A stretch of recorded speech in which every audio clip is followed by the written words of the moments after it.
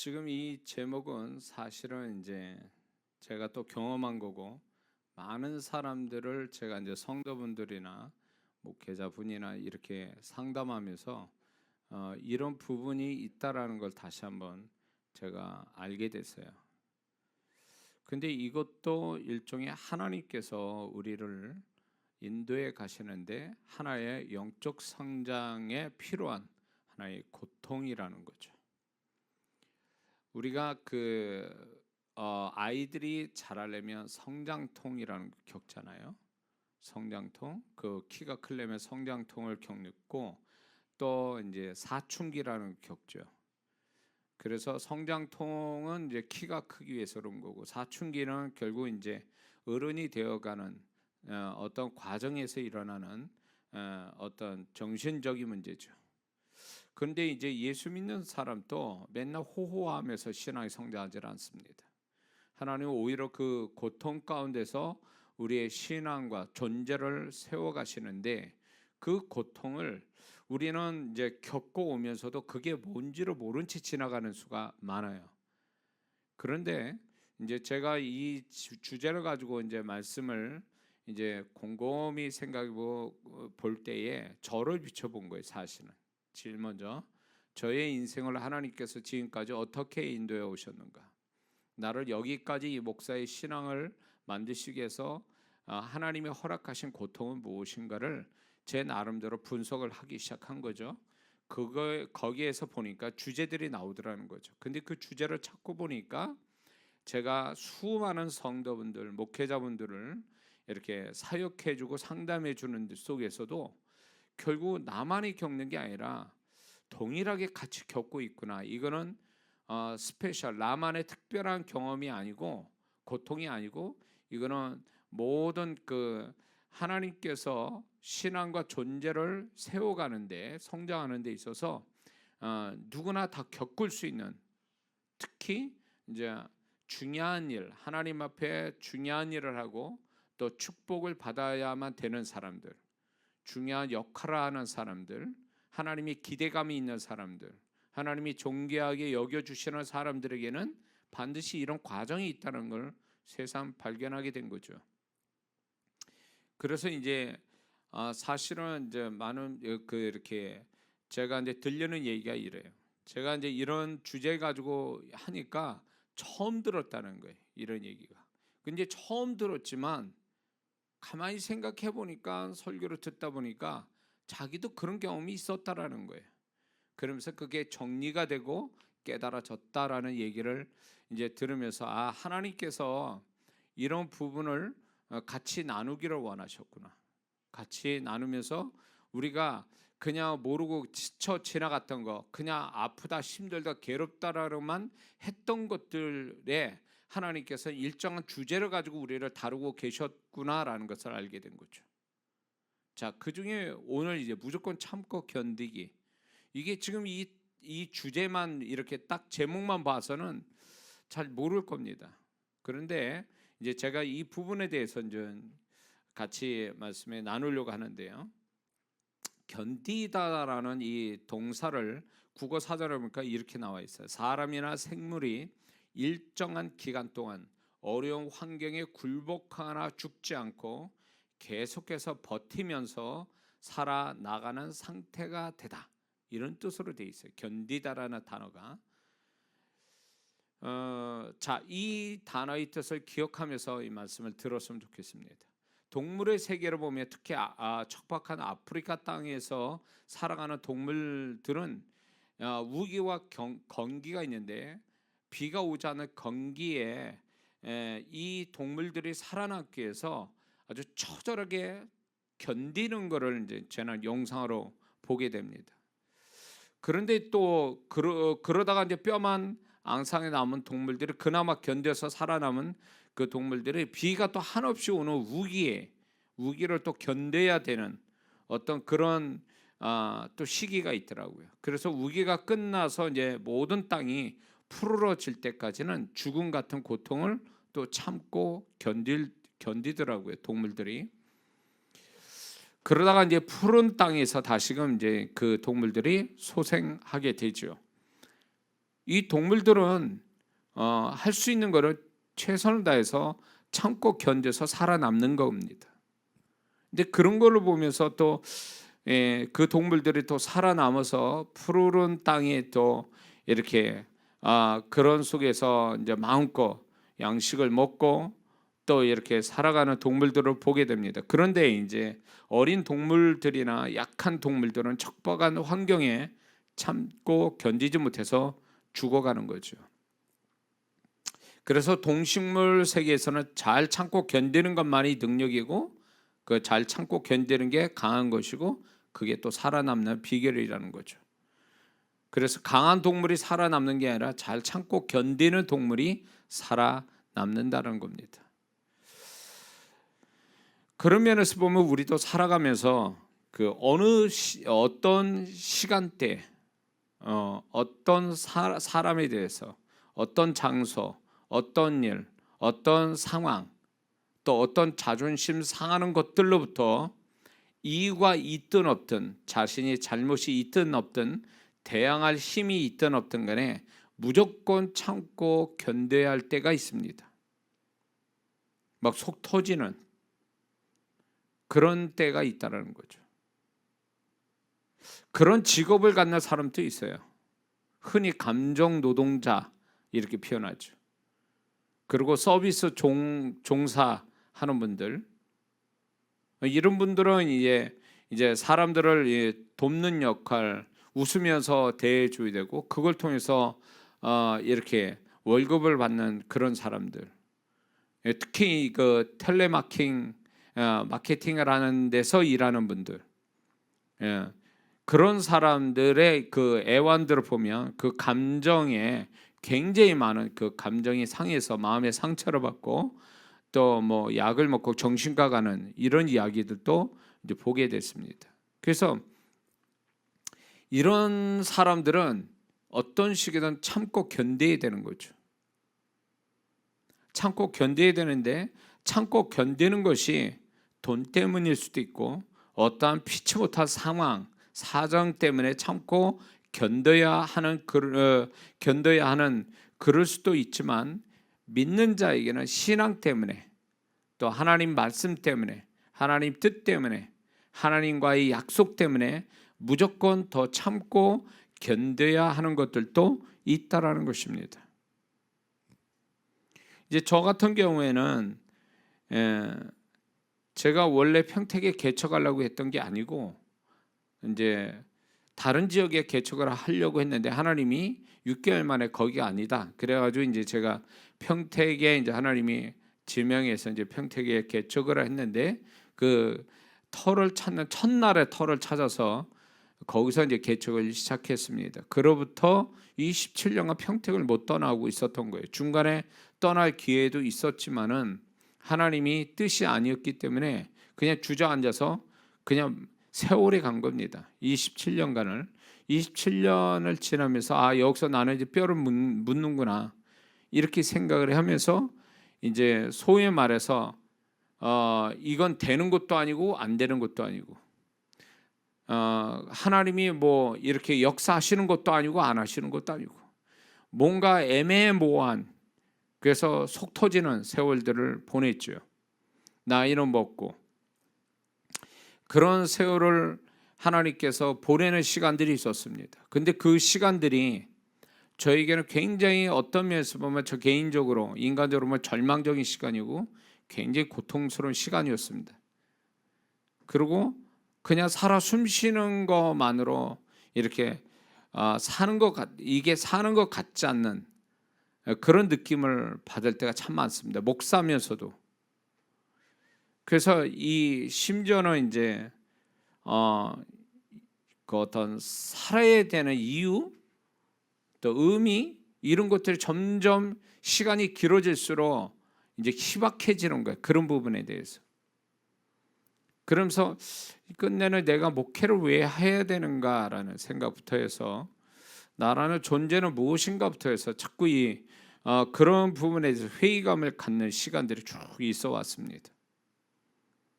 근데 그런 시간들이 굉장히 처절했는데 저 나름대로 그 속에서 이제 제가 이렇게 소위 말하면 하나님께서 저의 생각, 삶은 달라진 건 없는데 저의 생각이 완전히 그 땅속 깊은 데서부터 뒤집어 엎는 그런 시간들이었다라는 거죠. 그런 시간들이 결국은 하나님께서 그 후에 만나지는 영혼들에게 또 제 어떤 간증과 같은 설교를 할 때에 많은 분들이 또 거기에서 은혜도 받으시고 위로도 받고 그러면서 또 그 속에서 주님의 음성을 듣기도 하고 그런 분들이 그러면서 그 세월이 이제 그 당시에는 굉장히 나는 낭비하고 있었다. 나는 이렇게 아무것도 아닌 사람 같은 그런 존재로 있었죠.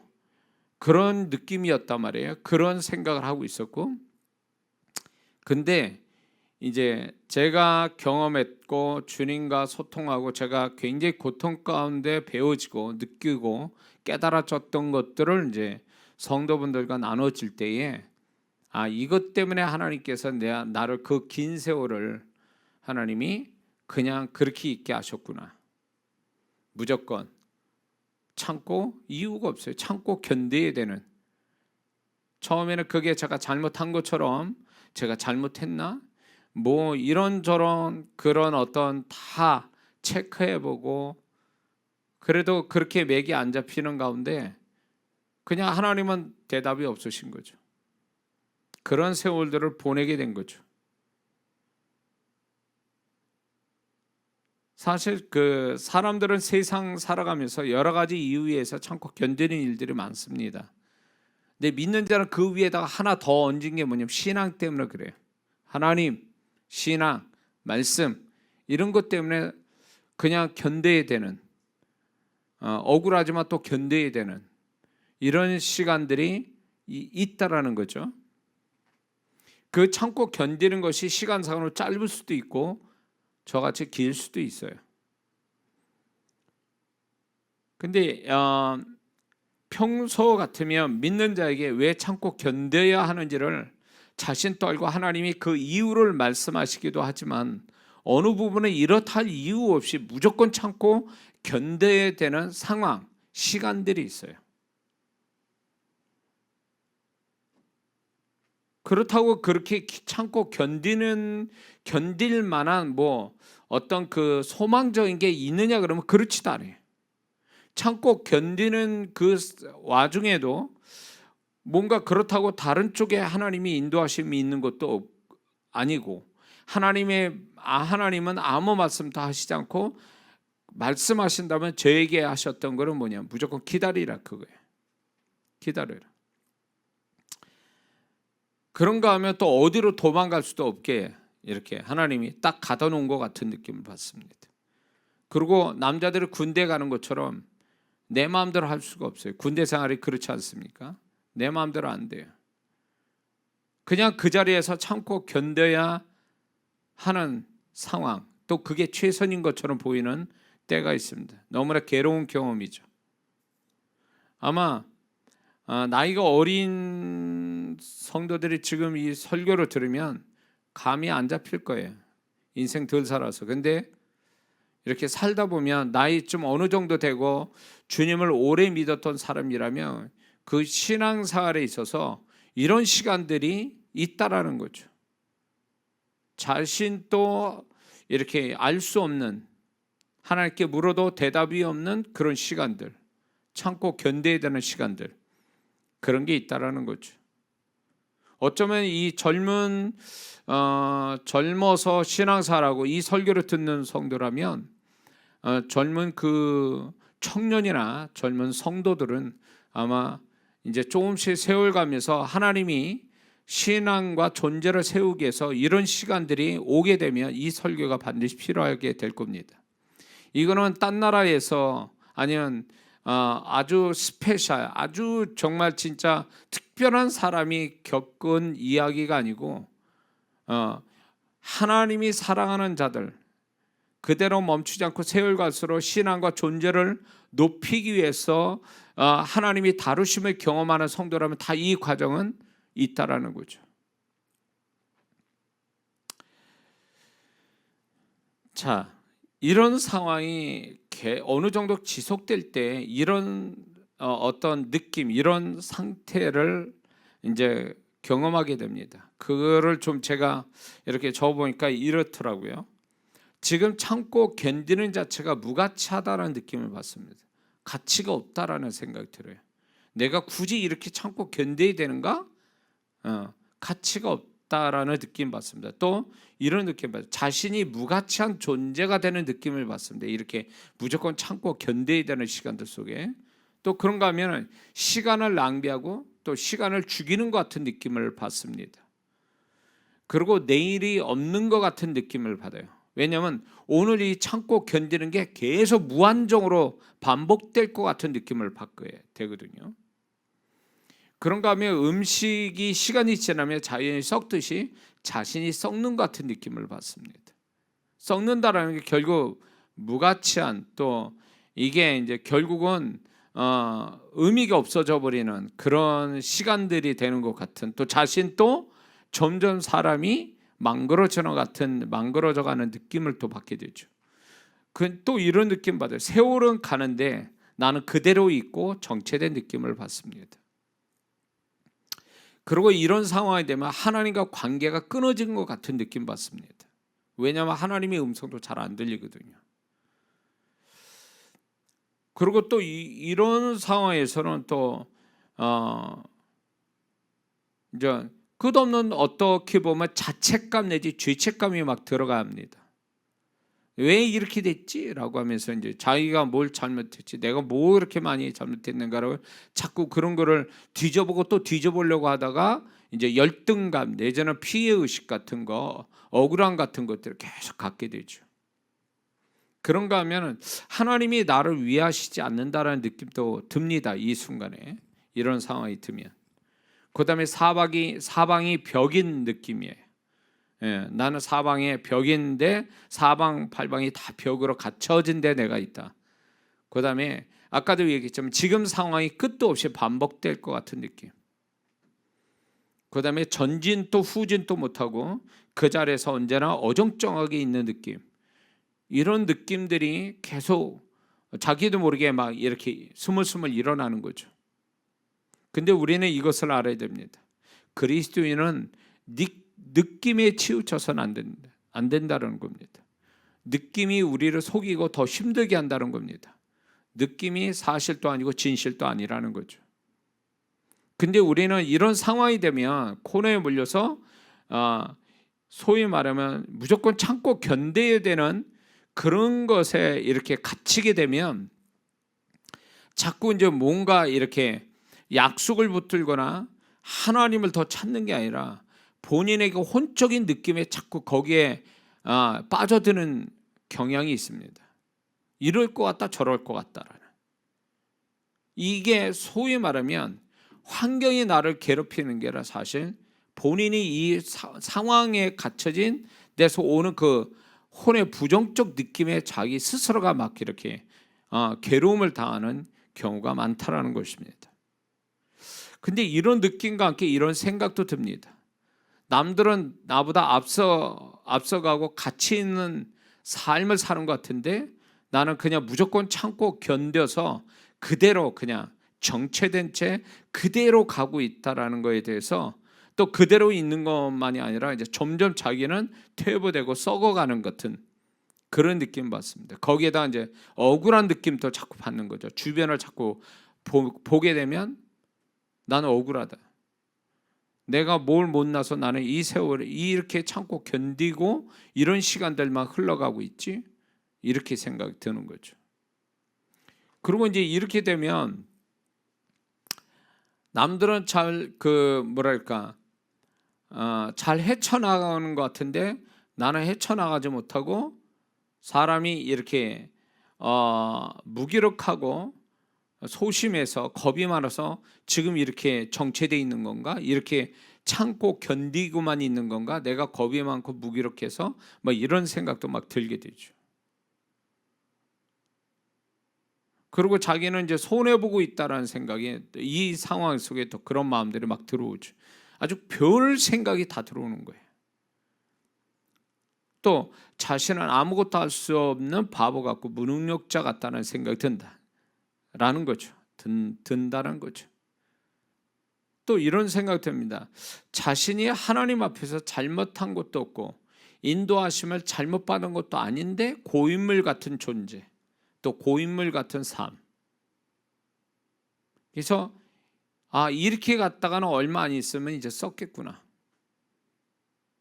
끝장이 나겠구나, 뭐 이런 어떤 불길한 어떤 장래를 그런 식으로 생각하게 되죠. 처음에는 안 그러다가 나중에 이제 이거 참고 견디는 시간들이 길어지면요, 자신이 이렇게 분명히 하나님 앞에 잘못한 것도 없고 인도하심을 잘못 받은 것도 아닌데 이 시간들이 길어지면 어떻게 되냐면 내가 뭐 이렇게 많이 잘못해서 나는 벌 받고 있는 게 아닌가 뭐 착각하기 시작하죠. 이제 그리고 하나님이 나를 분명히 인도하셨는데도 인도하신 것조차도 의심이 드는 거예요. 이제 막. 그러니까 모든 것들이 막 뒤집어지는 겁니다. 다 의심스럽고 다 문제가 있는 것 같고 이런 식으로 막 돌아가는 거죠. 사람이 뭐 이게 좀 이런 상황이 되면 자칫 잘못하면 이제 기준이 없어져 버리니까 이게 뭐 생각이 이 참고 견디는 그 자체가 결국은 나를 이상하게 만드는 것 같은 느낌을 받게 합니다. 그리고 점점 자신이 소멸된다는 생각이 듭니다. 소멸된다, 나는 없어져 간다 라는 생각 들고, 이러다가 정말 끝나는 것이 아닌가에 대한 두려움도 막 갖게 되고요. 그리고 이제 점점 나 혼자라는 생각과 함께 주변에 믿을 만한, 의지할 만한 사람이 없다라는 생각이 듭니다. 그게 굉장히 두려움도 주고 외로움도 주죠. 근데 사실 이렇게 참고 견뎌야 되는 상황에 놓이는 하나님이 이거를 그 사람한테 하나의 그 영적 성장을 위한 필요한 고통을 허락하신다면 실제로 또 사람이 없어요. 사람은 있는데 내가 믿을 만하고 의지할 만한 사람이 없다는 거죠. 그래서 섣불리 내 얘기를 못하는 거예요. 섣불리 내가. 왜냐하면 내가 믿을 만한 사람한테나 얘기하지, 그렇지 않은 사람은 있는데 나하고 공감이 되거나 이렇게 나를 좀 생각해 주는 사람이 아니니까 굳이 그런 얘기할 필요도 없는 거죠. 그러다 보니까 뭐가 오냐면 외로움, 두려움과 함께 굉장히 처절한 외로움을 넘어서 고독함을 느끼는 거죠. 지금까지 이런 느낌과 생각은요, 제 경험으로 해석해서 상담에서 다른 분들이 겪는 걸 제가 그걸 나열한 거예요. 아마 여기에 공감하고 있다는 분은 아마 그런 경험을 했고 하고 있거나 했거나 과거에 아마 그랬을 겁니다. 오늘 이 본문의 그 이야기는 요셉에 가는 거죠. 전 요셉을 수십 번, 어떤 뭐 100번 이상은 설계했을 거라 봐요. 지금까지 그 요셉에 대해서. 이 요셉이 사실은 자기 잘못으로 인해서 이제 팔렸잖아요. 형들에 의해서 노예로 팔렸는데, 노예로 팔려서 이 요셉은 13년 세월을 보냈는데 그 13년 세월 안에 최소한 2년의 감옥 생활이 있었던 거죠. 그러니까 이 요셉은 온갖 두려움과 더불어 노예 생활에 있어서 누구한테 변명되거나 자신은 억울하다고 얘기할 수가 없는 거죠. 그냥 무조건 노예로서 살아야 되는, 참고 견디는, 그 고통을 참고 견디는 세월을 13년 사는 거예요. 사실은 13년 전에는 사랑받은 아들이었다가 어처구니 없는 어느 날 갑자기 인생이 뒤집어진 거죠. 전혀 낯선 곳, 낯선 사람 속에, 그것도 자신의 신분이 완전히 바닥을 친 밑바닥 신분으로 언제 죽을지도 모르는 그런 노예의 삶을 살게 된 거죠.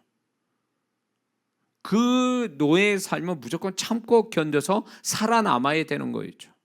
어쩌면 요셉의 인생은 살아남기 위해서 몸부림쳤는지도 모르는 거예요. 뭐 조금 더 먹고 조금 더 낫게 살겠다라는 게 아니라 살아남아야 되겠다, 살아야 되겠다라는 생각으로 무조건 참고 견뎠을 거라는 거죠. 근데 거기다 설상가상 거기에다가 감옥에 갇히게 됐죠. 그래서 억울한 감옥 생활을 2년을 하죠. 2년 세월을 더 하죠. 2년 세월을 좀 더 했을지도 몰라요. 술 맡은 관원장이 요셉을 잊어버렸어요. 잊어버린 바람에 도와줄 줄 알았더니 잊어버려가지고 2년을 또 감옥에서 있으면서 있게 된 거죠. 그런가 하면 이제 그 욥을 우리가 보면은 욥은 완벽한 고난을 받은 사람이죠. 이유를 알 수 없는 고난이죠. 뭐 재산이 다 날라갔죠. 자식 다 죽었죠. 와이프는 정말 거기다 대고 그냥 진짜 상처는데 소금 뿌리듯이 그렇게 하고 떠나갔죠. 거기에다가 친구라고 되지도 않는 이야기 하죠. 몸은 악창이 생겼죠. 이런 뭐 완벽한 고난이죠. 이거는 그 시간들을 욥은 생각지 않는, 전혀 이유를 알 수 없는 고난을 받게 됩니다. 그 욥은 그냥 참고 견디는 것이 최선이었던 거예요. 보면은 그런가 하면 이 바울 같은 경우로 보면, 바울은 사도행전 16장에 이제 빌립보에서 매 맞고 감옥에 갇히는데 그는 로마 시민권이 있는 사람이에요. 잡을 수 없고 매를 맞을 수도 없는 사람인데 그 로마 시민권이 있음에도 불구하고 사용하지 못하고 빌립보 감옥에 이제 매 맞고 옥에 갇히게 되죠. 근데 이 바울은 어떤 이유인지 몰라도 그는 로마 시민권을 뒤밀지 않고 다 매 맞고 고통스러운 것들을 참고 견디는 시간들이 있었단 말이죠. 하루지만. 근데 이런 이유를 알든 모르든 간에 참고 견디는 이 인물들이 과연 그러면 뒤에는 어떻게 됐냐는 거죠. 우리가 다 알잖아요. 그 고통이 자기가 요셉처럼 자기가 잘못해서 오는 고통이든 간에 아니면 욥처럼 전혀 자기하고 알 수가 없는 데서 고난이 온 것이라 할지라도 참고 견디는 걸로 끝난 게 아니라 참고 견디는 그 뒤의 결말이 하나님의 해피엔딩으로 만들어 주시죠. 이게 참고 견디는 자의 어떤 결말이라는 걸 하나님이 우리에게 말씀해 주신 거예요. 요셉의 참고 견디는 그 세월이 결국 바로의 총리가 되고 가족들을 다 불러들여서 정말로 이 그 애굽 땅에서 행복한 삶을 살게 하죠.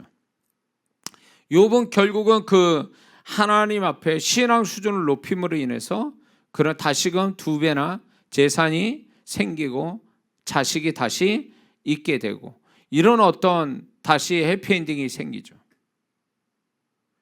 예수님도 우리 구원을 위해서 십자가의 고통을 받으시죠. 무조건 참고 견디시는 그것으로 인해서 우리의 구원의 길을 여시죠. 그 끝이 어떻게 됐습니까? 3일 만에 부활하시고 만주의 주가 되시지 않았습니까? 그 이름 앞에 모든 것이 무릎 꿇고. 저는 이 성경 속에 하나님의 사람들이 알든 모르든 간에 참고 견뎌야만 되는 그 시간들이 결코 헛되지 않았다는 걸 얘기하는 거죠. 그 시간들을 잘 참고 견뎠을 때에 하나님이 그게 끝이 아니라 그것은 하나의 과정이고 새로운 시작점을 알리는 거였다라는 것을 분명히 하나님의 사람 통해 얘기하고 계시는 거예요. 우리가 지금 다람쥐 쳇바퀴 돌듯이 나는 참고 견디는 바보처럼 그냥 세월을 그냥 아까 얘기한 그 느낌 생각들에 막 사람을 미칠 것 같이 그렇게 만드는 느낌과 생각이 있다 할지라도 우리는 그 참고 견딘다라는 그 개념을 하나님 앞에서 성경적 개념을 갖고 산다면 미치지는 않는다는 거죠. 사람이 이런 게 있어요. 너무 충격이 한 번에 크면 확 돌아버리는 수가 있죠.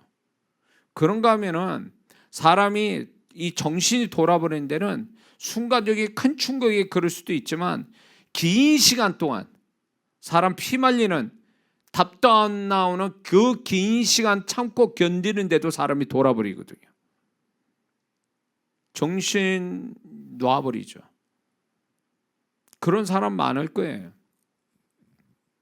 근데 우리는 그럴 수 없는 게, 그렇게 될 수도 없는 게, 우리는 살아계신 하나님이 계시고 하나님이 우리를 참고 견디는 그런 것들을 그분의 인도하심 속에서 나오는 거지, 그리고 그분이 그 모든 것들에 참고 견디는 것들을 하나님이 얼마든지 뒤집을 수 있고 결론을 내실 수 있는 하나님이 우리와 함께 계시기 때문에 우리는 그렇게 세상 사람처럼 긴 시간 참고 견디는 걸로 사람이 정신이 이상해질 수는 없는 거죠.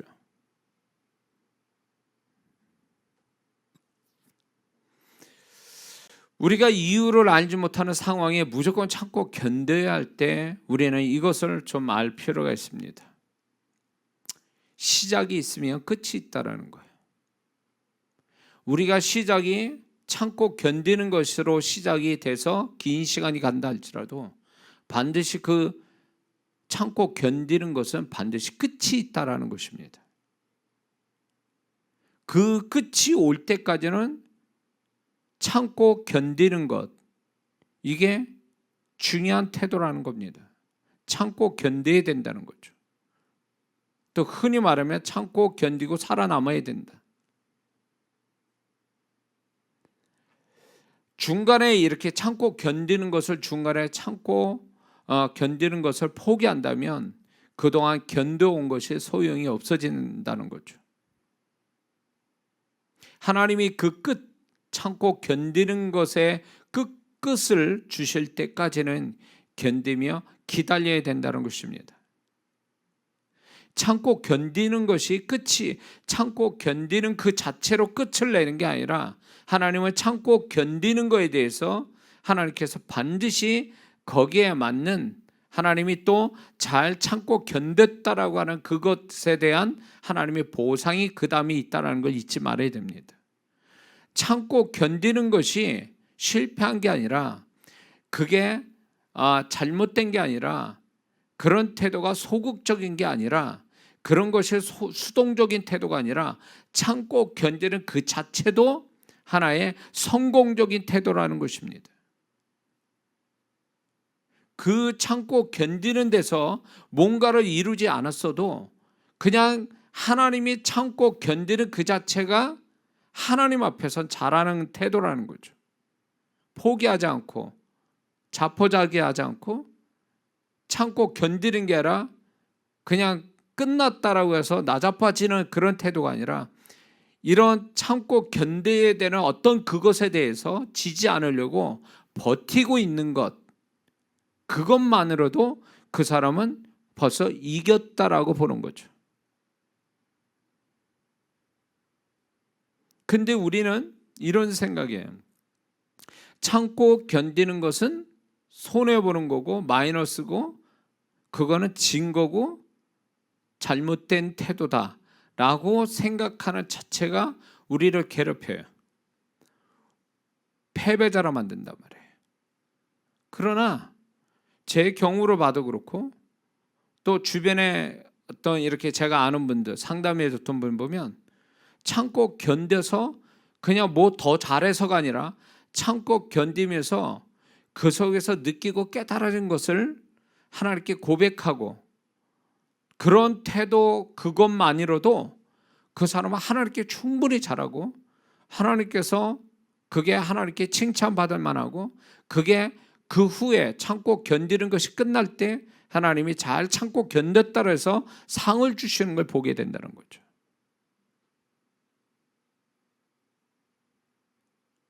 그 대표적인 인물이 저예요. 사실은 제가 평택에서 나는 그렇게 몇 명 안 되는 장애를 가진 성도들과 살다가 죽겠구나, 아주 그 생각이 머리에 콱 잡힌 거예요. 그러다 보니까 굳이 더 내가 더 열심히 할 필요도 없고, 그냥 이 상태에서 나는 계속 살아가는 것이 최선이다고 생각한 거예요. 처음에는 왜 이렇게 살까, 왜 이렇게 될까 못 견디겠더라고요. 막 죽을 것 같고 막 탈출하고 싶고 막. 근데 이게 어느 정도 이제 막 그 고민과 고통과 번민과 이런 것들이 막 복잡해가지고 머리가 다 빠지고 막 이렇게 되는 과정에 그 시간 또 지나갔어요. 지나간 다음에 이 상황 자체를 이제 포기하는 게 아니라 그 자체를 받아들이고 순응하는 법을 배우고 나니까 그래 이것만으로도 감사하다고 생각하고 참고 견디는 게 아니라 아예 초월해서 그거를 아예 삶의 일부분처럼 살기 시작하니까 거기서부터 이제 뭔가 그 안에서도 구속이 아니라 그게 나의 자유를 또 새로운 자유의 개념을 갖고 자유하는 법을 하나님이 또 가르쳐 주신 거예요. 처음에는 그게 벗어날 수 없어서 사람 막 이러다가 정신이 돌아버리겠다. 내가 목사함에도 불구하고 정신이 돌아버릴 것 같다라는 생각했지만 결국 그런 시간들이 그리고 나는 완전한 패배자다라고 했던 그런 시간들, 그러나 하나님이 주신 일이기 때문에 돈 버는 일도 아니고 하나님의 사명을 이루는 거니까 나는 여기서 포기할 수 없고 나는 이거를 끝까지 붙잡고 가야 된다라는 그 자체가 나한테는 참고 견디는 일이었는데 그게 고통스럽게 참고 견디는 게 아니라 거기에 오히려 그 자체가 또 편안해지고 그 오히려 또 감사가 나오고 이런 시간들로 가더라고요. 27년을 그렇게 살다 보니까 내가 이대로 이렇게 몇 명 안 되는 그 장애라진 성도들과 함께 이렇게 살다가 죽어도 내가 죽었는지도 모를 거다. 주변 사람들이 우리 성도들 외에는 내가 죽었는지도 모를 거다. 우리 가족들도 모를 거다. 연락을 많이 안 해서 내 멀리 있는 목회자들도 나하고 통화를 안 하니까 내가 죽고 한 몇 달 지나서야 알게 될 거다. 이런 생각을 사는 거죠. 그래 나는 요 동네에서도 나를 다 알지도 못해. 그렇게 오래 살았어도 정말 안다면 우리 성도들 몇 명 안 되는 성도들만 알고 그렇게 될 것이다 이렇게 생각했던 거예요. 그래 내가 이렇게 살다가 끝날 수도 있겠구나. 처음에는 슬프고 낙심이 되고 절망적이었다가 하나님이 이렇게 살기를 원했다면 이대로 살다가 죽어도 괜찮겠다 이런 생각까지 이제 점점 이 참고 견디는 게 1년, 2년, 5년, 10년, 15년, 20년 지나가니까 이 생각과 느낌의 변화가 오더라고요. 만약에 제가 참고 견디는 것을 못 견뎠으면 목회로 그만뒀을 거예요. 그리고 돈 벌러 나갔을 거예요. 이거를 목회 그만두고 이제 딴 삶을 살아야 됐다. 이게 참고 견디는 데서 실패한 자의 모습이겠죠, 제가. 그러나 그게 아니고 저는 끝까지 여기서 끝을 봐야 된다. 그래서 그래 이렇게 나를 기껏해야 몇몇 안 되는 성도만 나를 기억하고 여기서 죽는다 해도 나는 하나님 앞에 받은 사명 다 나는 포기하지 않고 다 했으니까 하나님이 이것만큼은 기억해 주실 거다. 이런 생각으로 계속 갔던 거예요. 그게 43살까지죠. 그리고 43살 지난 다음에 새로운 세계가 열린 거죠. 이장호 목사에 대해. 그리고 지금까지 온 거예요. 참고 견디는 그 시간들이 결코 헛되지는 않았다. 그렇게 절망하고 괴로워하고 힘들어하고 그런 많은 생각의 변천들, 많은 생각의 변화들, 그 가져왔던 생각의 어떤 흐름들이 결국 설교에서 그게 나타나고 그것이 많은 영혼들에게 어떤 깨달음을 주고 공감을 갖게 하고 주님의 음성을 전달하는 하나의 계기가 됐던 거죠. 또 저를 통해서 주님의 능력이 흘러가는 하나의 통로가 열리게 된 하나의 배경이 됐을 거라고 봅니다. 그때 당시 참고 견디는 그 시간들이 사실 주변에 저를 알고 있던 제 신학의 동기들도 보면 동기들이 다 저 이전사는 졸업하면 우리 동기들 중에 목회를 제일 잘할 거야 이랬거든요. 잘하긴 뭘 잘해. 예? 그 반대였는데. 이제 많은 사람들의 기대감에서 목회를 했지만 나중에 그분들이 아닌가 보다. 그러면서 잊혀지게 된 거죠. 저를 잊어지게 하고 저를 잊었죠. 별별 없구나. 그리고 잊어버리고 연락도 없고. 그런 세월에 나는 또 참아야 되고 기다려야 되고 견뎌야 되고 그 시간들을. 이런 과정들이 결국은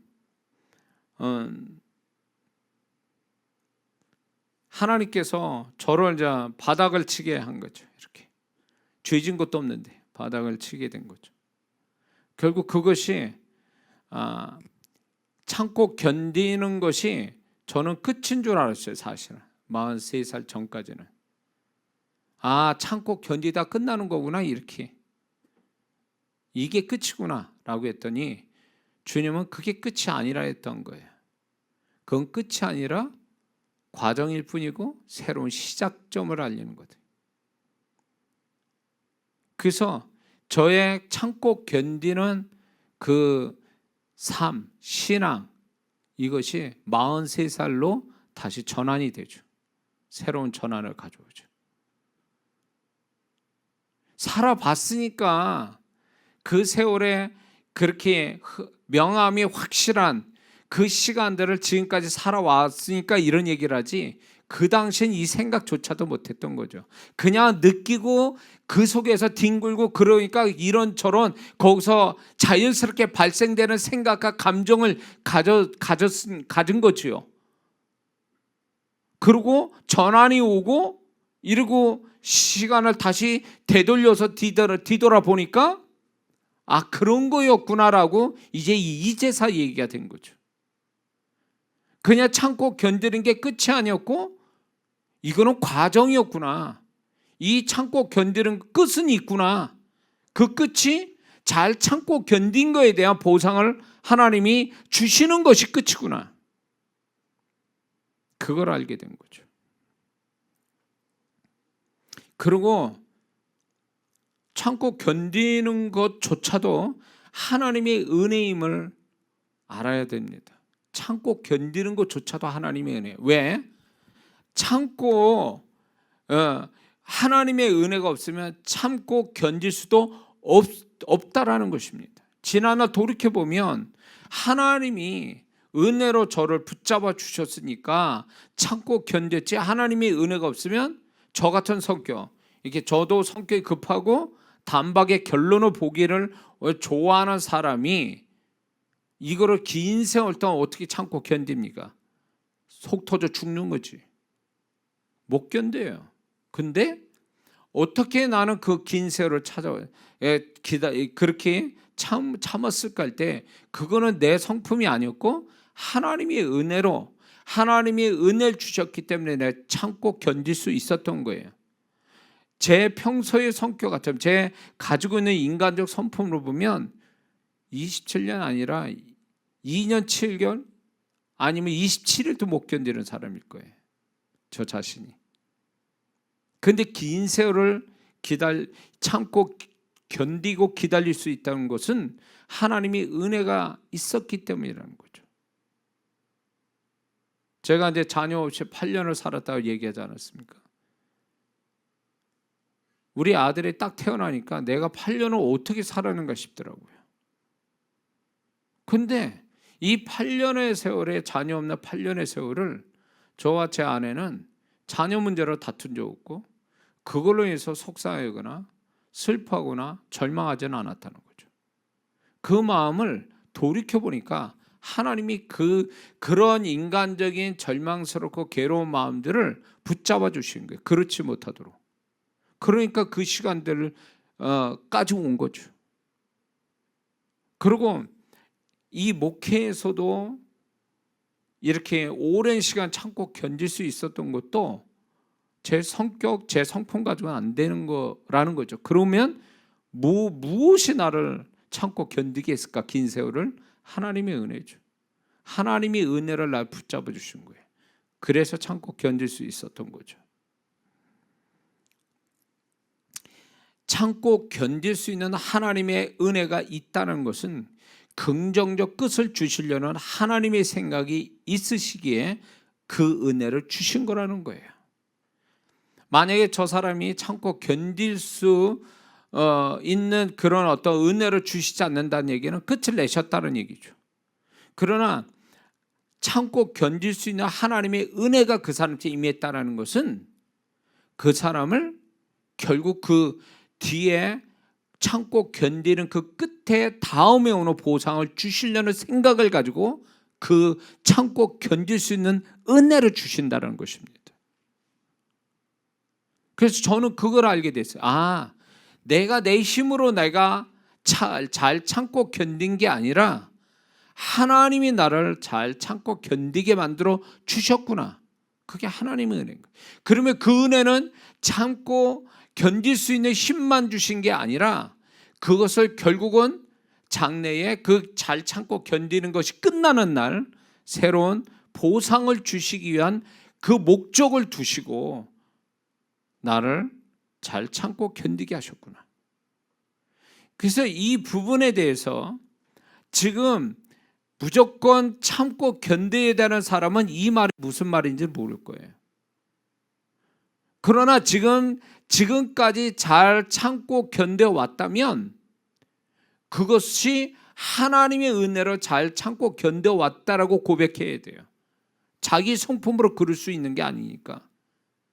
그리고 잘 참고 견디는 그것은 결국 하나님이 장래에 그 보상을 주시는 목적 가지고 나를 은혜를 주셨다는 걸 믿어야 된다는 거죠. 지금. 그래야 감당할 수 있다는 거죠. 무슨 말인지 이해가 되시죠? 잘 참고 견디는 자는 그 끝에 하나님이 준비하신 보상이 있습니다. 한 예를 들면 광야 이스라엘 백성이 홍해로 건넜습니다. 그리고 3일 길을 물 없는 3일 길을 갔지요. 자, 사막에서 물 없이 3일을 걸었다면 굉장히 고통스러웠을 거예요. 그런데 그 고통스러운 3일의 끝에 뭐가 있었냐면 마라의 쓴물이 있었죠. 물을 못 먹는 그 쓴물이었단 말이에요. 마라의 쓴물. 근데 하나님이 거기에서 마라의 쓴물을 단물로 바꾸시죠. 그리고 더 나가서 엘림이라는 샘이 12개의 종려나무가 70그루나 되는 그런 엘림으로 더 좋은 곳으로 인도하셨죠. 이거는 아주 중요한 예표인데 그게 뭐냐면 우리가 참고 견딜 수 있는 데까지는 견디게 하시다가 그것을 잘 참고 견디는 그 끝에 말에 쓴물이 있고 엘림의 축복이 있다는 걸 계시해 주고 있는 거예요. 비록 이 광야 이스라엘 백성은 3일을 참지 못하고 하나님이 참고 견디는 데서 오는 축복을 바라보지 못하고 원망하고 불평해서 그들은 하나님 뜻에 반대의 모습을 보였지만 광야 2세대만큼은 40년간의 정말로 그 사막 생활을 참고 견딘 그 끝으로 하나님이 가나안이라는 걸 주시잖아요. 광야 40년 동안 잘 참은 광야 2세대들, 그 2세대가 결국 가나안 땅에 들어가잖아요. 자, 성경에는 잘 참고 견딘 자를 참고 견딘 그 자체만으로 칭찬하는 게 아니라 그 다음에 하나님의 보상이 따른다는 거예요. 그래서 참고 견딘다는 것도 소중한 하나님의 훈련이며 중요한 영적 교육이며 하나님의 가르침입니다. 그리고 참고 견디는 그 자체가 영적인 능력이라는 걸 우리는 알아야 됩니다. 그것은 결코 무의미하거나 하찮은 것이 아니라는 것입니다.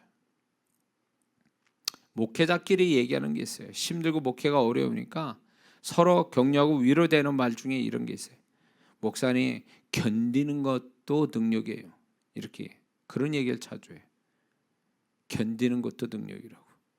세상에 뭐 영적인 능력도 많죠. 그러나 그 영적인 능력 중에 하나가 참고 견디는 것도 영적인 능력이라는 거죠.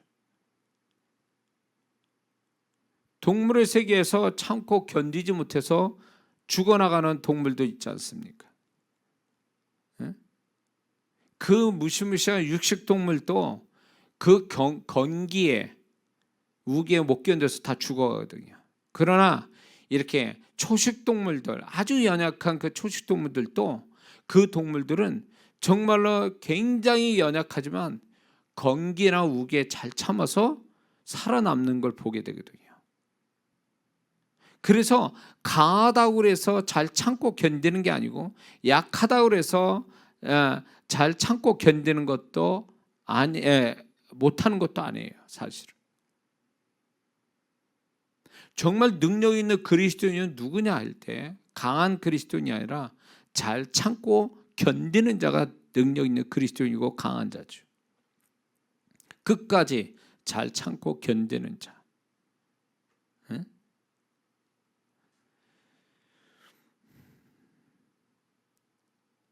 그러므로 그 참고 견뎌야 되는 상황에서 믿는 자가 가져야 할 태도는 이런 겁니다. 참고 견딜 때 스스로 썩는다고 생각하면 안 되고, 재미있는 표현을 제가 하지만 이렇게 삭혀진다, 이렇게 발효된다, 이렇게 생각하는 게 좋다라는 거죠. 음식이 썩으면 못 먹어요. 근데 홍어 같은 거, 흑산도 홍어 같은 거 삭히면 그게 더 맛있게 되죠. 삭히는 거와 썩는 건 차원이 다르죠. 그래서 저는 그 목회자분들이나 이제 이렇게 고난 속에 있는 분들한테 그러거든요. 썩지 말고 삭혀져라. 삭혀지면 이게 나중에 홍어가 날것으로 먹는 홍어 맛하고 삭혀서 먹는 홍어는 또 맛이 다르고, 삭혀서 먹는 홍어가 더 비싸죠, 사실은. 그게 우리가 잘 참고 견뎌서 하나님 보실 때 숙성된, 발효된 존재가 되면요, 그만큼 하나님이 존귀 여기시고, 그렇게 참고 견딘 데서 오는 그걸로 해서 존재와 신앙이 좋아지면 그 보상은 반드시 뒤에 있다는 것입니다. 만약에 제가 막 그냥 그런 속에 제가 참고 견디는 그 목회자로서의 그 참고 견딘 데서 막 살았다고 쳐보세요. 지금 제가 이만한 사역자가 될 것 같습니까? 더 형편없는 목사가 됐죠. 썩는다라는 게 뭔지 아세요? 참고 견디는 데서 사람이 썩는다라는 때 이 영적인 의미가 이런 거예요. 소위 말해서 내적인 불행한 마음을 계속 갖는 것 플러스 죄된 생활, 이게 썩는 거예요. 삭혀지는 게 아니라. 삭혀지는 성도는 누구를 얘기할까요? 참고 견뎌야 될 때 삭혀지는 성도요? 하나님 앞에 더 깊숙이 들어가는 사람, 더 기도하고 더 집중하고 더 회개하고, 하나님 앞에 자기를 더 이렇게 펼쳐놓고, 이런 사람이 삭혀지는 성도예요. 썩는 성도하고 다른 거예요. 이거 참고 견디라고 주신 그 고통을 죄된 마음, 죄된 생활을 해버려 아주 막 끝장 내보려고 하는 그런 사람은요, 하나님이 그 뒤에 은혜가 없어요. 귀신만 기다리고 있지. 우리가 참고 견디기 어려운 상황이 있을 수 있어요, 자기 입장에서 볼 때. 그러나 하나님은 감당할 만큼만 또 주신다고 그랬으니까 감당이 된다고 생각하고 참고 견디는 속에서도 하나님을 보고 계신다라는 생각에, 거기에서 반드시 실패하면 안 돼요. 하나님을 실망시켜서는 안 됩니다. 그건 썩는 거예요. 진짜 말 그대로 썩는 거예요. 삭혀지는 게 아니라.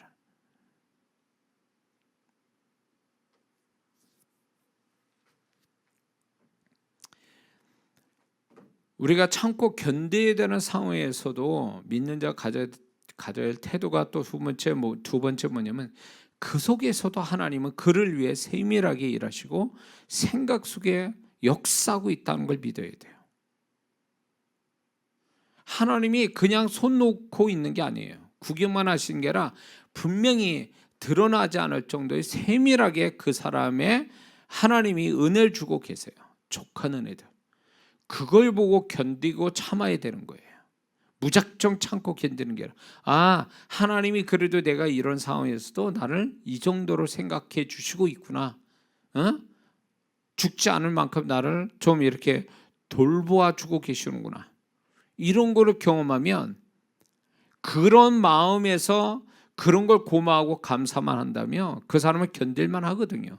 근데 그런 하나님의 세밀한 손길은 보지도 못하고 보았다 할지라도 에게 이거 뭐 이러면서 하나님에 대해서 고마워할 줄 모르면 이 사람은 이제 썩는 사람이 되는 거예요, 진짜. 그리고 참고 견디는 것이 끝난 다음에 오는 장래를 위해서 준비를 해야 됩니다. 그 다음을 준비를 하고 있어야 돼요. 참고 견디는 그 시간만 보내는 게 아니라 참고 견디는 걸로 끝내는 게 아니라 이 끝난 다음에 오는 하나님의 나를 어떻게 보상하시고 축복을 받을 만한 준비된 자세가 그때 가지고 있어야 된다는 거죠. 그때. 그래서 그거를 장래를 준비하기 위해서 기도를 더 한다든가 또 자기 나름대로 내면을 이렇게 뭔가 내면을 좀 준비한다든가 무엇인가 이 참고 견디는 다음에 오는 하나님의 축복을 받아 누릴 수 있고 관리할 수 있는 그 자세를 준비를 하고 있어야 된다는 거죠. 마냥 참고 견디게 되면 어떻게 되는지 아세요? 사람이 피해의식, 나는 손해보고 있어, 이런 피해의식에 잡혀요. 열등의식, 그렇죠? 열등의식 이런 게 빠져버려요. 그러면 정신적인 불구가 되는 거예요. 그렇게 되면 그냥 참고 견디는 걸로만 가는 사람은요 나중에 병 생겨요. 그래서 여자분들이 살아온 세월에 남편 때문에 자식 때문에 속 썩고 이런 것들이 결국 뭐로 만드냐면 류마티스 관절 내지는 암병으로 불치병으로 드러나 버리는 거예요. 무조건 참고 견디니까 그렇게 되는 거예요. 그게 소망 가운데 참고 견디는 것도 아니에요. 그냥 절망하면서 참고 견디다 보면 그게 육체병으로 드러나는 거죠. 정신적으로 문제가 생겨버리고요. 그래서 단지 그냥 참고 견딘다라는 거로 그런 관점으로 보는 게 아니라 이 끝에 다음에 이 참고 견디는 것 다음에 하나님이 주실 보상을 생각하며 소망 가운데 참고 견뎌야 된다는 거예요. 그러기 위해서는 미리미리 준비를 해야 되는 거예요. 그 다음에 하나님 축복 주시면 나는 어떻게 이거를 관리하고 내가 이거를 어떻게 감당할 수 있는가에 대해서 소망적으로 그 부분을 좀 준비할 필요가 있다는 거죠.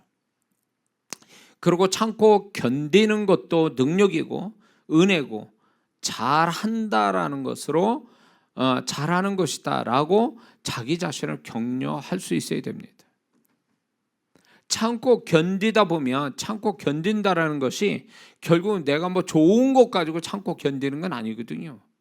그러니까 별로 나한테 정말 나를 슬프게 하고 괴로워하고 고통스럽게 하는 것을 참고 견뎌야 된다는 건데 그게 되다 보면 뭐가 있냐면 자기 자학, 자기를 학대하고 자기 과소평가 내지는 자기의 어떤 자기를 우습게 여기는 태도로 갖게 돼요. 그렇게 되면 참고 견딘다라는 게 결국 자기를 파괴시켜 버리는 거예요. 자기 자신을. 그러면 이런 사람이 어떻게 되냐? 자기도 사랑할 줄 모르고 자기를 우습게 여기니까 남들한테도 그렇게 한다는 거죠.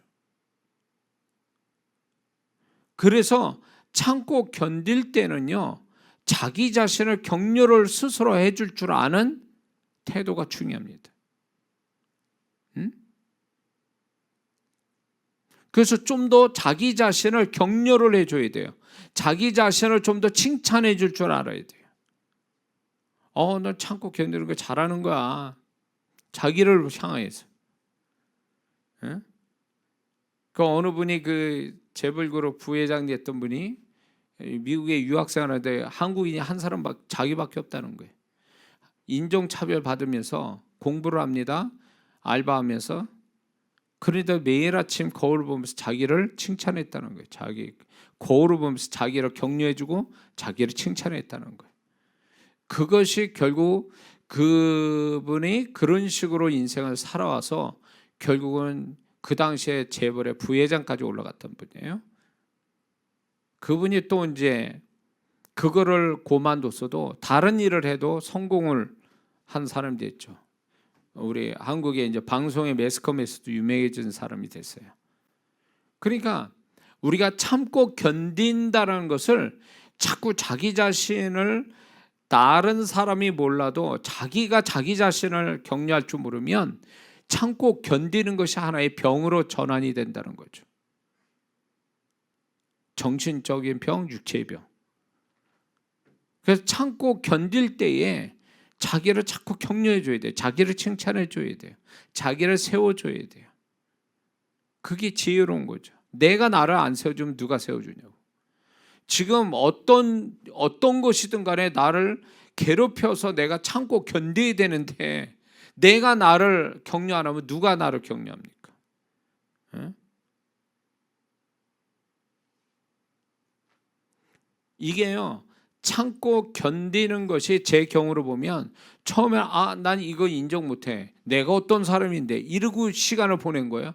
내 자존심으로 버팅긴 거예요. 참고 견디는 것을 내 자존심으로 내가 누군데. 이제 이게 시간이 길어지니까 내가 이제 버티는 게 힘을 못 쓰는 거예요. 이제 힘이 다 된 거예요. 그러니까 그 다음부터 어떻게 내려막기를 막 걷는데 야, 나는 인간이 이것밖에 안 되나? 그러면서 계속 자기를 자학하는 거예요. 이제 그때부터는 반대로 되는 거예요. 그저 이제 이게 세월이 막 가니까 나는 벌레보다도 못해. 이게 주님 앞에서 자기를 보는 시각에서 벌레가 지도 못하다라고 얘기하는 게 아니라 이게 너무 참고 견디다 보니까 자기가 우습게 보인 거예요. 이제 바닥을 치니까 자기가 환경과 나 지금 나를 괴롭히는 모든 것들과 비교해 보니까 나는 우스운 거예요. 그러니까 거기서부터 자기의 열등감, 자기 자학이 막 시작되는 거죠. 못 견디는. 그래 못 견디는 거죠. 사는 게 아니에요. 그러면 매일 지옥이에요. 눈 뜨면 지옥이야.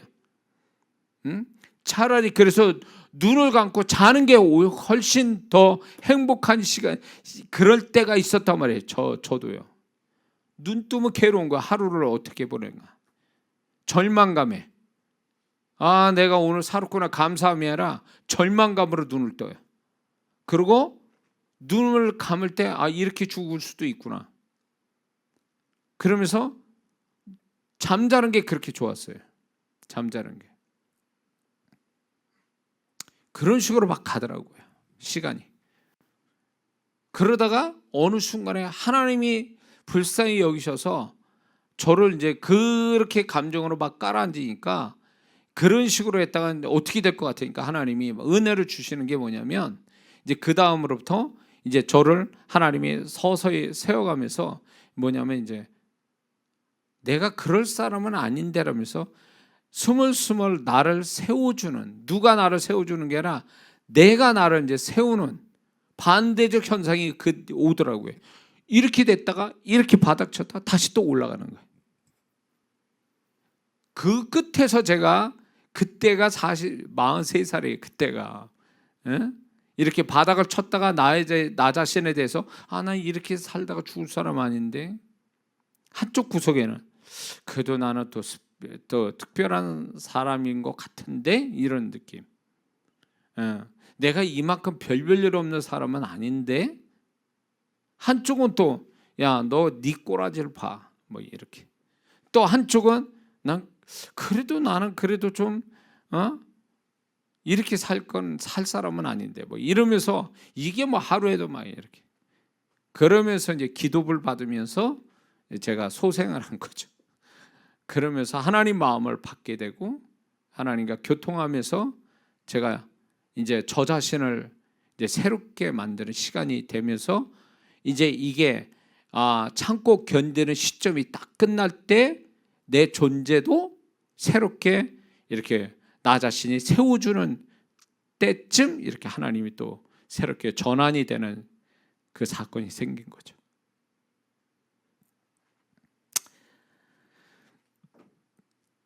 참고 견디는 중에 존재와 신앙의 수준을 높인다면 그 사람이 이미 성공하는 삶과 신앙을 가진 겁니다.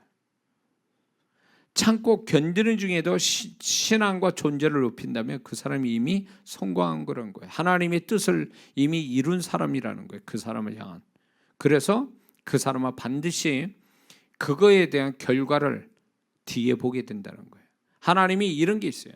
딱 그 사람을 참고 견디는 아주 시간대를 딱 정해놓은 게 있어요. 시간대도 정해놓고 사건, 상황들을 딱 정해놓은 게 있다고요.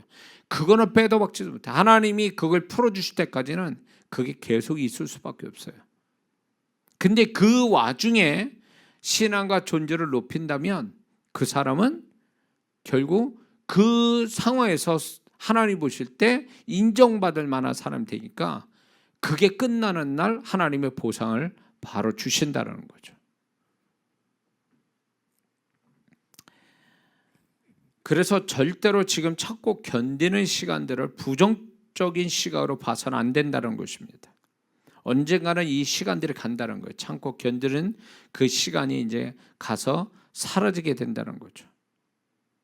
그래서 그 다음을 생각해야 된다는 것입니다. 어떤 싸움에서 상대방을 쓰러뜨리는 것만이 이기는 게 아니라 참고 견디는 것도 이기는 자의 모습이라는 것입니다.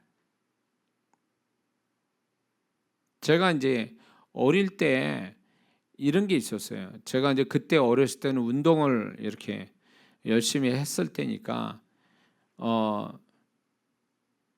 제가 이제 태권도를 하면서 쓰러져서 못 일어나거나 기권을 하거나 그러면 내가 이긴 거잖아요. 근데 이런 친구가 있어요. 아니 아무리 패도 아무리 때려도 쓰러지지 않아. 포기를 안 해. 그 순간에 이제 두려움이 오는 거예요, 저한테. 얘가 그렇게 맞고도 안 쓰러지고 기절도 안 하고 기권도 안 하고 계속 싸울 의지를 갖는 거. 그럴 때 이제 심판이 그때 딱 스톱을 시키거든요. 그러면 어떤 면에서 보면 내가 때린 내가 이긴 게 아니라 맞고도 안 쓰러진 제가 이긴 거예요, 사실은. 그런 경우가 있어요. 그런 친구들이 있어요. 그렇게 맞고도 포기 안 해. 졌다는 얘기 안 해. 그러면 그 포기하지 않고 견딘 그 아이가 사실은 이긴 거예요. 때린 애가 이긴 게 아니라. 이게 이김의 개념이 달라요. 쓰러지고 내가 때려서 쓰러져서 못 일어나는 게 이긴 게 아니라 그 아이가 계속 그럼에도 불구하고 계속 들러붙고 싸우려고 딱 한다면 그 아이가 벌써 이긴 거라는 거죠. 우리가 그렇습니다. 우리 하나님이 그냥 참고 견뎌야 되는 시간 속에 그냥 견뎌 주는 것만 해도 하나님 보실 때 너 네가 이겼어 이렇게 얘기하신다는 거죠. 꼭 굳이 뭘 해서가 아니에요. 그냥 하나님이 그래도 여전히 내가 죽지 않고 살아있다라는 것을 참고 견디는 걸로 하나님께 내가 이렇게 살아있습니다. 참고 견디고 있는 거 이걸로 하나님 내가 살아있다는 거 표시냅니다. 이 자체가 그 사람을 이긴 거라는 거죠. 하나님 보실 때 인정하고 칭찬받을 만한 사람이라는 거죠.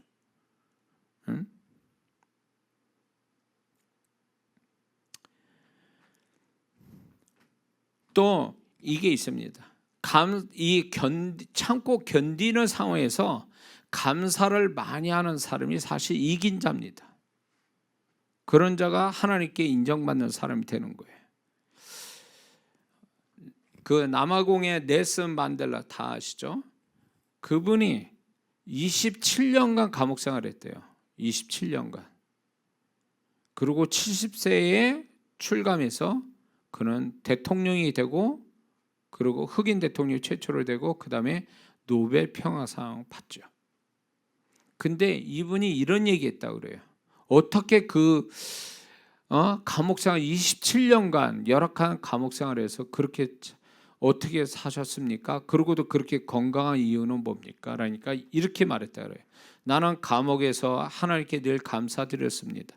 하늘을 보고 감사하고 땅을 보고 감사하고 물을 마시면서도 감사하고 음식을 먹을 때도 감사하고 강제 노동을 할 때도 감사하고 늘 감사했기 때문에 건강을 지킬 수 있었습니다. 이러더라고요.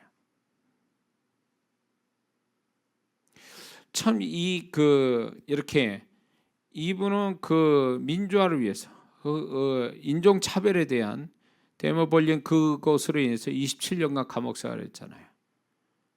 그렇게 그런 세월을 안 살아도 되는데 아주 잔인하게 그 세월을 보냈죠. 27년간을.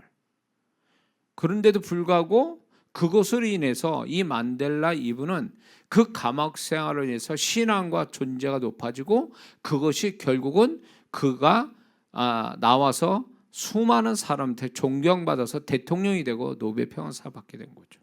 27년이라는 최악의 그 낮아지고 참고 견뎌야 되는 그 세월을 잘 견뎠더니 결국 그는 오히려 그 27년간 감옥이 그의 인생을 바꿔주는 계기가 된 거죠.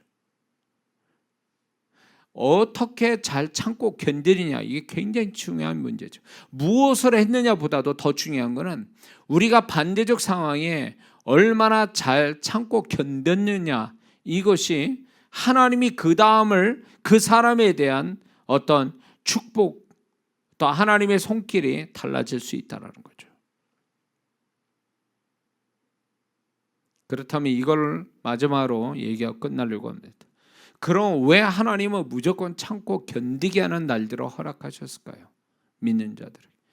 제가 찾아보니까 한 14가지 정도 돼요. 비슷한 것도 있지만 한번 들어보세요. 첫 번째는 왜 무조건 참고 견디게 하시는가? 하나님을 더 신뢰하는 법을 가르치기 위해서 하나님 참고 견디게 하는 거죠. 이게 모든 게 뭔가 믿을 만한 게 있고 자기가 의지할 만한 게 있으면요, 하나님을 그만큼 신뢰를 잘 안 하거든요. 붙잡질 않거든요. 의지를 안 해요. 근데 뭔가 이제 혼자고 이거를 혼자 참고 견뎌야 되는 그런 밑바닥에서 참고 견뎌야 되는 게 있다면 그 사람이 정말 신앙이 살아있는 자라면 처음에 그렇게 안 해도 세월이 이게 시간이 길어질수록 이 사람이 하나님을 더 찾고 하나님을 더 의지하는 사람, 더 믿는 사람 된다면 그게 바로 하나님이 바로 참고 견디게 하신 이유가 여기 있다는 것을 알려주시는 거죠. 두 번째는 그 사람을 겸손하게 만드시기 위해서 참고 견디게 하시는 거예요. 겸손함.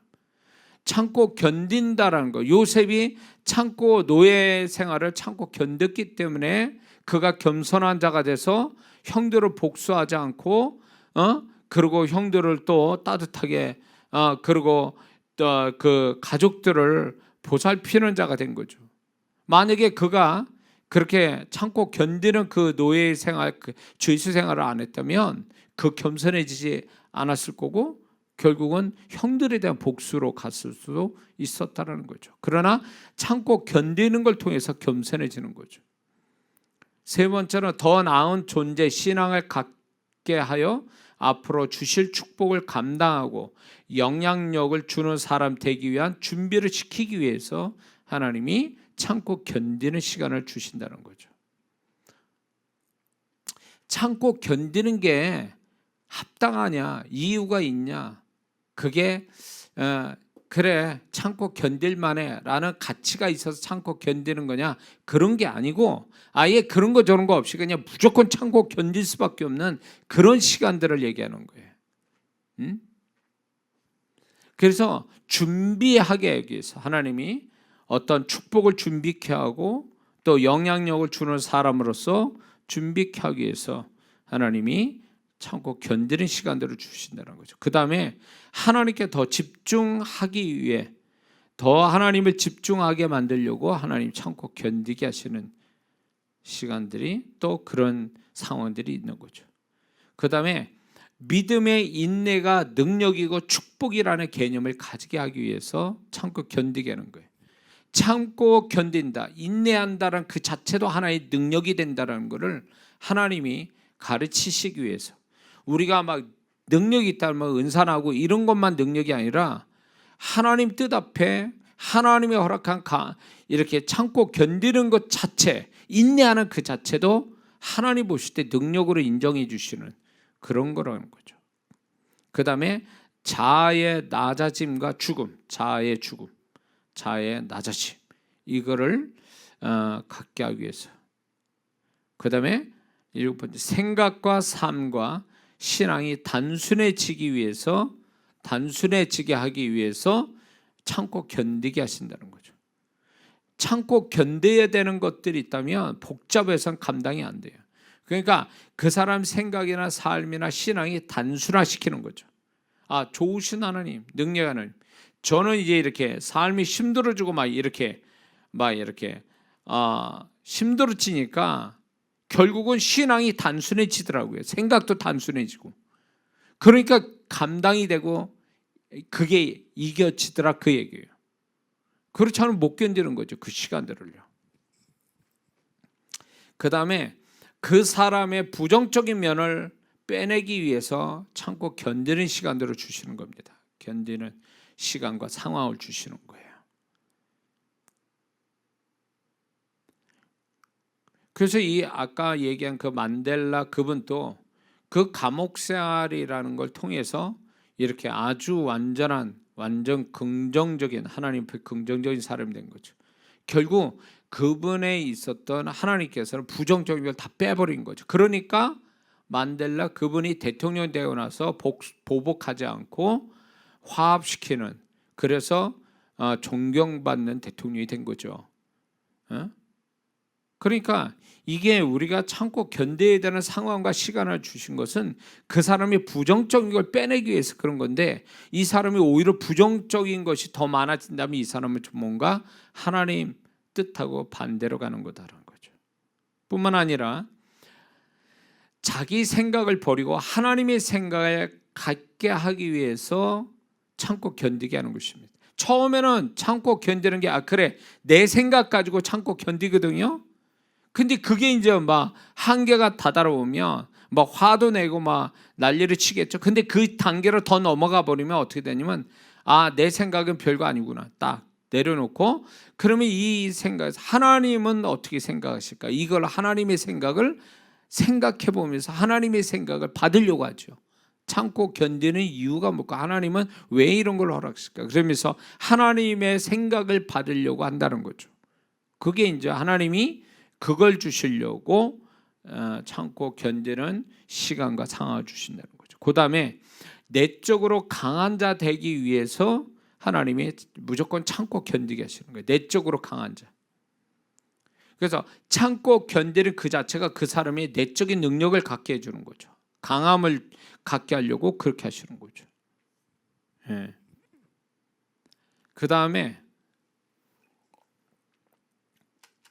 더 좋은 하나님의 때를 만나게 하기 위해서 하나님께서 그 과정으로서 참고 견디는 시간들을 먼저 주신다는 겁니다. 그래서 하나님께 크게 쓰임받는 사람들, 하나님의 사람들 보면요, 그 빛나는 그 사람들이 막 소위 말하면 사람 같지 않게 보는 거죠. 막 저 사람은 사람 같지 않아요. 너무 존경하다 보니까 그런 생각을 갖는 그런 인물도, 빛나는 그 사람도 지난 세월들을 보면, 자서전이나 이런 거 보면 어마어마한 고난과 고통과 힘든 세월을 보냈죠. 참고 견뎌야 하는 세월. 그게 있었기 때문에 하나님이 빛나는 그의 존재와 삶을 만들어 주시는 거죠. 그게 필수예요. 빛이 아주 충만한 빛을 낼 사람이 되려면 먼저 어둠을 통과하게 하는 하나님 법칙 같아요.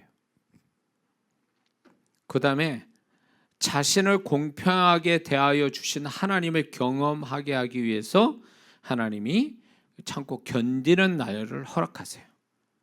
공평하시다. 내리막길을 걸었으면 오르막길도 경험시키시고, 없게 하셨으면 있게 하시고, 모자라면 충만히 채워주시는, 낮아진 데 있었으면 높여주시는 이런 공평하신 하나님을 경험시키기 위해서 이제 하나님께서 그걸 경험시키기 위해서 참고 견디는 날을 먼저 허락하셨다라는 것입니다. 그래서 잘 견디면 반대의 날이 오는 거죠. 이제 그 다음에 이런 겁니다. 자신이 아무것도 할 수 없는 데서 어떤 것도 하실 수 있는 하나님을 경험시키기 위해서 참고 견디는 시간과 상황을 주신다는 거죠.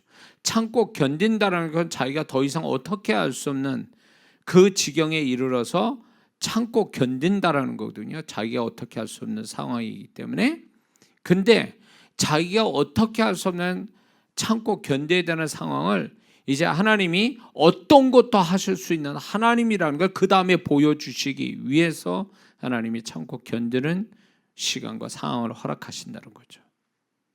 그래서 공평하신 하나님. 그리고 자신이 아무것도 할 수 없는데 이제 나에게 또 어떤 것도 하실 수 있는 하나님. 나는 아무것도 할 수 없는데 하나님은 어떤 거라도 나한테 하실 수 있는 하나님. 이런 하나님을 경험시키려고 하는 거죠.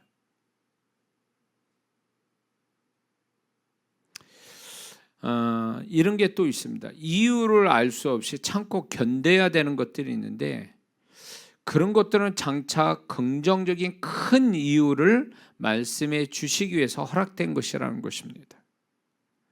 이유를 없이 참고 견뎌야 되는 것들이 있는데 그 당시엔 이유가 없고 뜻을 알 수도 없지만 하나님이 나중에 이걸 긍정적인 큰 이유가 있었다는 걸 나중에 가르쳐 주시기 위해서 먼저 이유 없는 참고 견디는 것을 허락하신다는 거죠.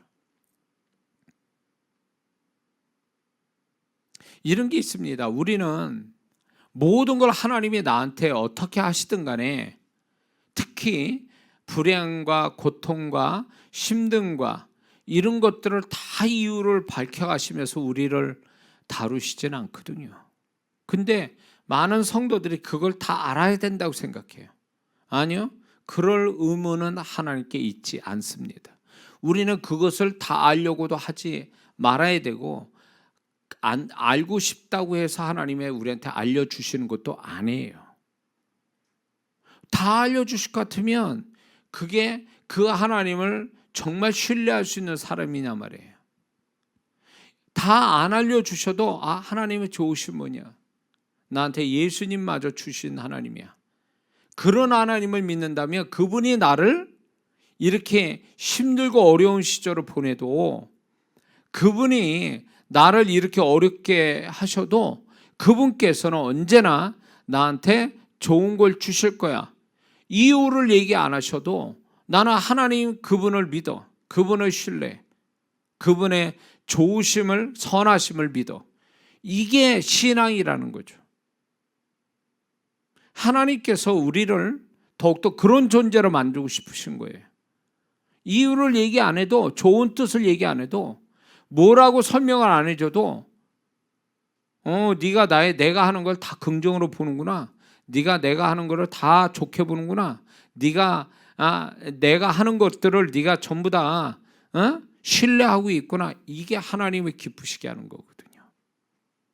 그래서 하나님이 바울 같은 사람도 모르고 당한 일들이 얼마나 많습니까? 빌립보의 감옥에 들어가는 것도 그거 알고 들어갔냔 말이에요. 그럼에도 불구하고 빌립보의 감옥에 들어간 바울은 하나님께 기도와 찬미를 했다고 그러잖아요. 하나님은 그런 태도를 우리에게 보기 원하시는 거예요. 그래서 어떤 사람한테 제가 이제 사회가 할 때 보면 네가 뭐뭐 하면 내가 뭐뭐 해줄게 이런 게 저에게 들려주세요. 근데 이제 이렇게 얘기했어요. 그 뒤에 뭘 해준다는 얘기는 하지 마라. 하나님 말씀합니다. 당신 그거 뭐 하라고 하나님 말씀합니다. 그거 끝이에요. 왜? 이 사람이 만약에 뒤에 하나님이 뭘 당신 위해서 뭘 축복하신다고 말씀합니다. 이렇게 말하면 이 사람은 하나님을 그냥 단지 좋아서 하나님을 사랑해서 하는 차원이 아니고 그 축복 때문에 한다는 거예요. 그러면 그분과의 인격적 관계가 되지 않고 그 축복을 바라고 하니까 이게 잘못된 신앙이 될 수도 있으니까 주님께서는 얘기 안 해요. 뒤에 축복을요. 얘기하지 마라. 그가 한 다음에 얘기하라. 이런 경우가 종종 있어요. 그러니까 하나님은 축복을 주시는 것보다 저 성도가 나와의 인격적 관계를 통해서 하나님 자신을 신뢰하는 그 자체를 하나님이 원하신다는 거죠. 그래서 오늘 우리가 살아가면서 혹 지금 만나지 않았어도 앞으로 또 그런 일이 있을 수 있어요. 그냥 무조건 참고 견뎌야 되는 시간이나 상황들이 있을 수 있어요. 그럴 때 이 설교를 기억해야 됩니다. 이 설교는 이론으로 만들어진 게 아니라 적어도 제가 27년 견디면서 참고 견딘 데서 주님이 가르쳐 준 거고 많은 성도분들에게 또 발견된 것들입니다. 지금 참고 견뎌야 되는 상황과 사건과 일과 시간이 있는 지금 성도가 있다면 이 말씀 속에 주님의 음성이 들려지기를 주의 이름으로 축원합니다. 기도하겠습니다.